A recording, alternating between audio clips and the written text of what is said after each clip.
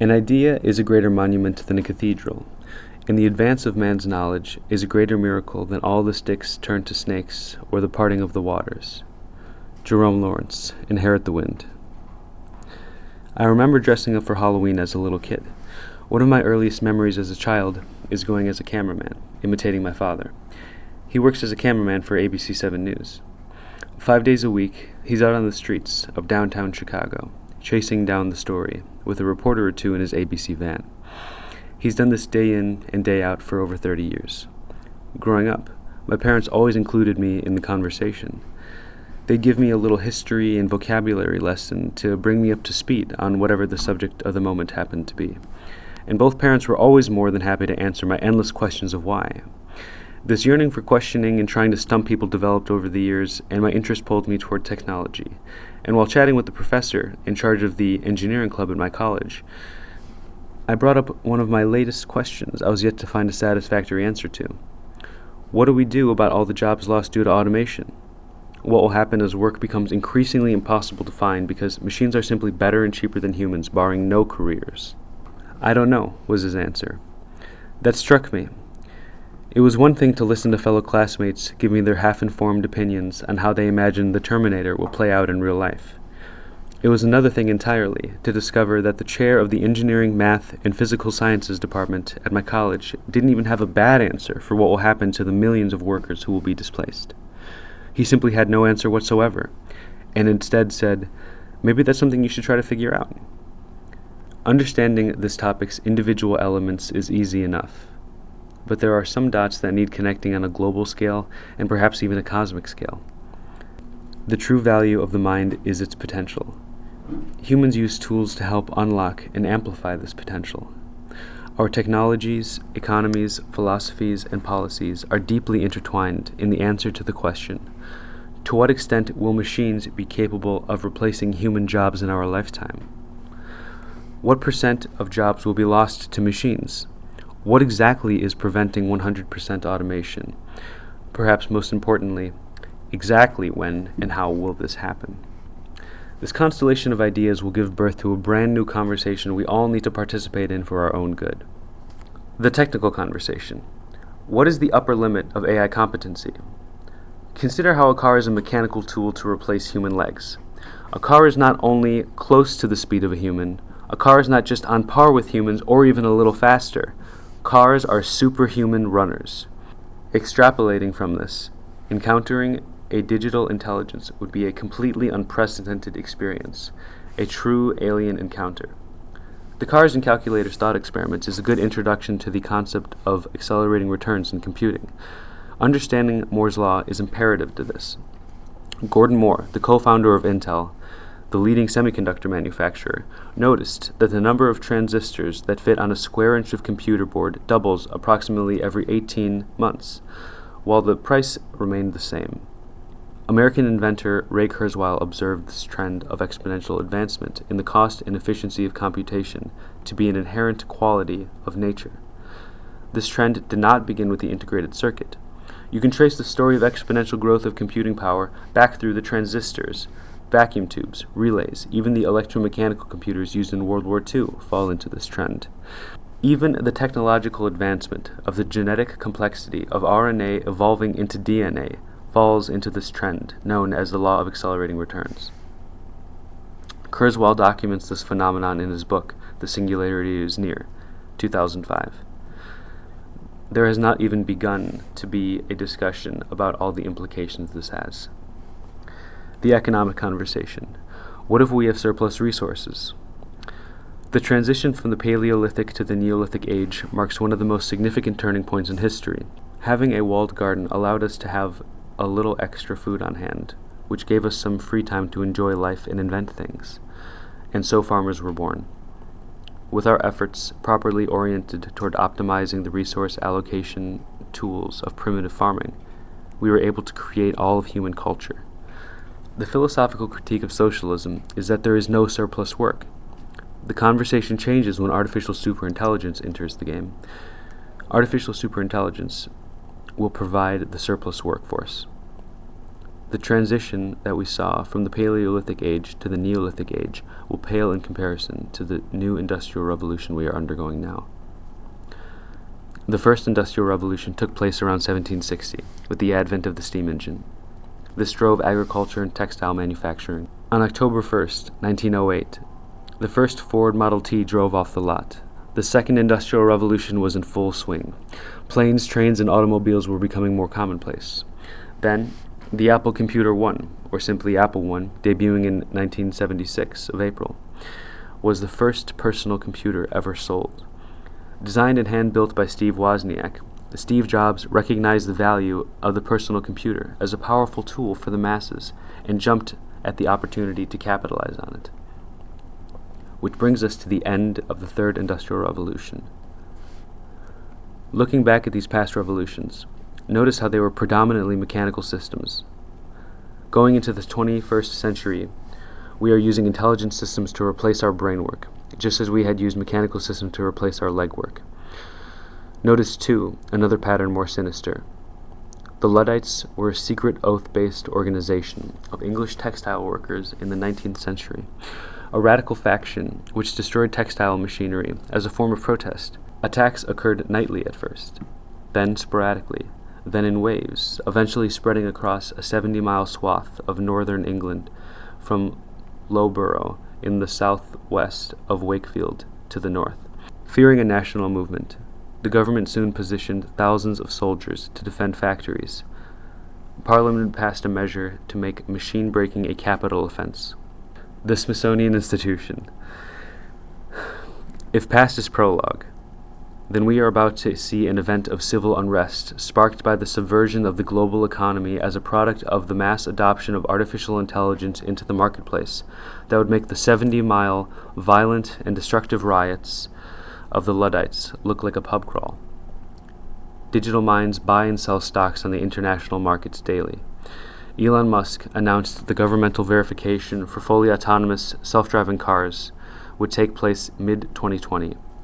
This means you can download the Tesla app, just like Uber, and summon a robo-taxi for a fraction of the cost of an Uber, which means awkward Uber rides will soon be a meme of the past.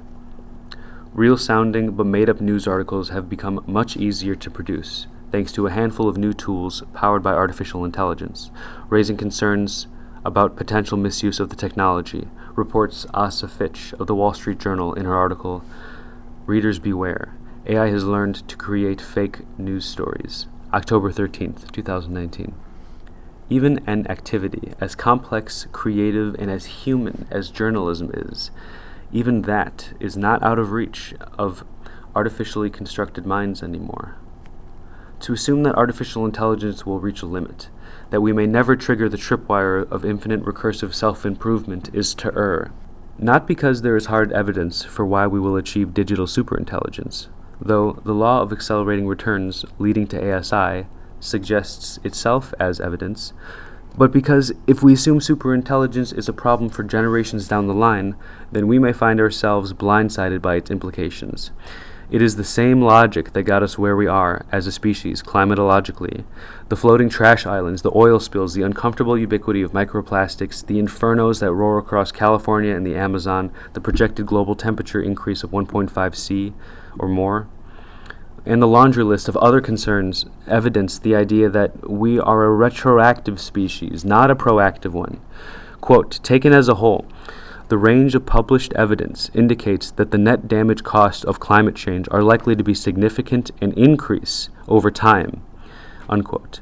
If this is how we handle a little carbon dioxide, how will we cope with superintelligence displacing 99% of the workforce? Just as our physical environment was not kept in mind as the bull of modern industrialism charged forth, so too are we ignorant of the shift of the tectonics of our macroeconomy as the digital minds of the future permeate our markets with increasing speed and competency, barring no fields. With our shift from the Paleolithic age to the Neolithic age, we had a little extra food and time on our hands. With our efforts properly oriented towards optimizing the resource allocating tools of primitive farming, we were able to create all of human culture. The resource allocating tools of the future will be intelligent, self-monitoring, and self-improving. An automated vertical hydroponics farming mechanism powered by solar energy, creating a surplus food source for the entire species, is not a technological impossibility in 2019. Then there is the question, why should we work to earn money to buy food if all the food grows for free on the trees of automation? Which inevitably leads to a snake pit of political discourse. This fourth revolution of digital intelligence will change human history on a scale that would make the transition from the Paleolithic age to the Neolithic age seem like an unnecessary footnote. We would not simply have a little extra food and time on our hands to make poetry and art. We would have a lot of time on our hands and a lot of resources to make whatever we wanted. Hyper-realistic 3D virtual environments where billions of people can interact would be our new preferred platform of communication. The Oculus Rift gives us a peek into what that world might look like going into the decade ahead. This new industrial revolution is a chance for us humans to reinvent what value is. If hyper-intelligent digital minds embedded into the Internet of Things are managing all the bodily functions of civilization, then that would leave us to be hyper-intelligent, cyborgian philosopher artists with nothing to do but create and determine the fate of the universe. This prospect typically makes people uncomfortable. With no work, we suddenly find ourselves lost somehow. Yet if you ask a random stranger on the street, they will not tell you that their minimum wage job is the meaning of their life. In fact, they might report not enjoying the grind of their low-paying job at all, much less find it to be a revelatory, transcendental experience. Let the digital markets and employee-less Amazon grocery stores and automated farms and industrial Roombas manage themselves. We should be exploring consciousness in reality instead of being cooped up in cubicles all day. But what would a world like that look like? The philosophical conversation. If your minimum wage job is not the meaning of your life, what is? Some of the earliest forms of life were microorganisms with primitive photoreceptive cells that could do little more than determine light from dark. With their flagella, they'd flap around, avoiding the darkness of the depths, striving towards the light for photosynthesis. The concept of being oriented in one place and going forward towards some valuable goal is a necessary psychological experience for a regulated psyche. Without a goal of striving for the light, like the little cell that could, we are aimless. The fear of 100% job loss due to automation is the imposing question of meaning. However, we ought to recognize that we have been able to successfully graduate our interests from swimming to the surface of the primordial soup, avoiding the darkness and reaching for the light, to developing hyper-realistic 3D virtual reality games with billions of players simultaneously engaged. We will find something to busy ourselves with. We literally just cannot imagine it yet. A caveman would have no conception of being a web developer. So too will the humans of 2019 not understand the leaps and bounds that the unfolding morphology of the exponential advancement of the digital mind has in store for us. The advent of Neuralink's N1 sensor is most likely the catalyst that will trigger the tripwire of artificial intelligence being accelerated into superintelligence. Here's an idea for the meaning of our lives. We could all use our newly acquired superintelligent minds to invent a way to redistribute enough wealth so that no one has to die needlessly for reasons like exposure, poor nutrition, or a lack of medical care. This subject needs intense global discourse to address the question of what the meaning of our lives should be, if not our careers. The political conversation. Who has the power? Larry Page, Jeff Bezos, Elon Musk, Mark Zuckerberg, Chairman Xi Jinping, President Donald Trump, President Vladimir Putin, multinational corporations, and well-organized high-profile crime syndicates. These are all the easy answers to the question of who has the power. The harder answer to grapple with is that you have the power. Mark Zuckerberg was just a pimply kid in a dorm with a laptop. He just happened to be a genius too. He was able to use the power of technology to become the youngest billionaire ever, just by making one measly website at the right time. Zuckerberg and Musk are both self-made billionaires thanks to the internet and the commodification of software. Musk made his initial fortune of $165 million by selling PayPal. This goes to show that the answer to the question, who has the power? The real answer is the people with the hearts and minds brave enough to contend with the fierce, ego-corroding journey that is learning to write a computer program. Taking an idea and building a monument out of it in computer language is a greater miracle than all the sticks turned to snakes or the parting of the seas. Taking an idea and building a monument out of it in computer language is a greater miracle than all the sticks turned to snakes or the parting of the seas. Day in and day out for over 30 years, my dad has hunted down the story of the day on the streets of downtown Chicago. I am my father's son.